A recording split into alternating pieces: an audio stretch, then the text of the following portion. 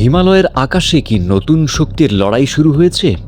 ভারত সীমান্তের খুব কাছে চীন একসঙ্গে 11টি সর্বাধুনিক J-20 স্টিলথ যুদ্ধ বিমান মোতায়েন করেছে। স্যাটেলাইটের সাম্প্রতিক ছবিতে দেখা গেছে শিনজিয়াংয়ের হোতান ঘাঁটিতে 7 এবং তিব্বতের দামসং ঘাঁটিতে 4টি যুদ্ধ বিমান অবস্থান করছে। এই বিমানগুলোর অবস্থান ভারতের জন্য খুবই স্পর্শকাতর। লাদাখের লেহ শহর থেকে হোতান ঘাটির দূরত্ব মাত্র 389 কিলোমিটার এবং ভারতের দৌলত বেগ ওল্ডি বিমান ঘাঁটি থেকে মাত্র 245 কিলোমিটার দূরে। অন্যদিকে দামসং ঘাঁটিটি অরুণাচল প্রদেশের তাওয়াং সীমান্তের খুব কাছে অবস্থিত। ফলে এই দুই দিক থেকেই ভারতের উত্তর সীমান্তকে ঘিরে ফেলার একটি পরিষ্কার কৌশল দেখা যাচ্ছে। প্রতিরক্ষা বিশেষজ্ঞরা বলছেন, এটি কোনো সাধারণ বা সামরিক মহড়া নয়। বাণিজ্যিক স্যাটেলাইটের মাধ্যমে একসঙ্গে এতগুলো J-20 বিমান এক জায়গায় দেখার ঘটনা এটাই প্রথম। এর অর্থ হলো পাহাড়ি ও উঁচু সীমান্তে এই ধরনের পঞ্চম প্রজন্মের যুদ্ধ বিমান মোতায়েন করা এখন চীনের নিয়মিত ব্যাপার হয়ে দাঁড়িয়েছে।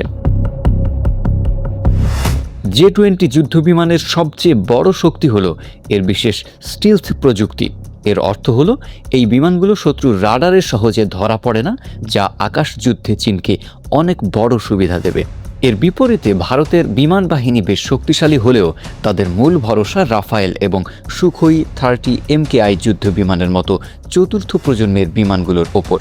ভারতের নিজস্ব পঞ্চম প্রজন্মের স্টিলথ যুদ্ধ বিমান তৈরির কাজ এখনও চলছে এবং এটি বাহিনীতে যুক্ত হতে আরও কয়েক বছর সময় লাগবে। এদিকে চীন খুব দ্রুত তাদের J-20 যুদ্ধ বিমানের উৎপাদন বাড়িয়ে চলেছে। 2019 সালে যেখানে তাদের কাছে মোটে 50টি এমন বিমান ছিল, বর্তমানে তা বেড়ে কয়েকশোতে পৌঁছেছে। প্রতিরক্ষা বিশ্লেষকদের ধারণা 2030 সালের মধ্যে চীনের এই আধুনিক যুদ্ধ বিমানের বহর 1000-এ গিয়ে ঠেকবে। বর্তমানে ভারতের হাতে 36টি রাফায়েল এবং 260টিরও বেশি সুখোই 30 MKI যুদ্ধ বিমান রয়েছে। ভারত সরকার বিমান বাহিনীকে আরও শক্তিশালী করতে নতুন বিমান কেনার চেষ্টা চালিয়ে যাচ্ছে, কিন্তু সীমান্তে চীনের এই সর্বাধুনিক যুদ্ধ বিমানের উপস্থিতি দক্ষিণ এশিয়ার সার্বিক নিরাপত্তায় নতুন করে গভীর উদ্বেগের জন্ম দিয়েছে। তবে এই পুরো পরিস্থিতি নিয়ে এখন পর্যন্ত ভারতীয় বিমান বাহিনী বা সরকারের পক্ষ থেকে কোনো আনুষ্ঠানিক প্রতিক্রিয়া জানানো হয়নি।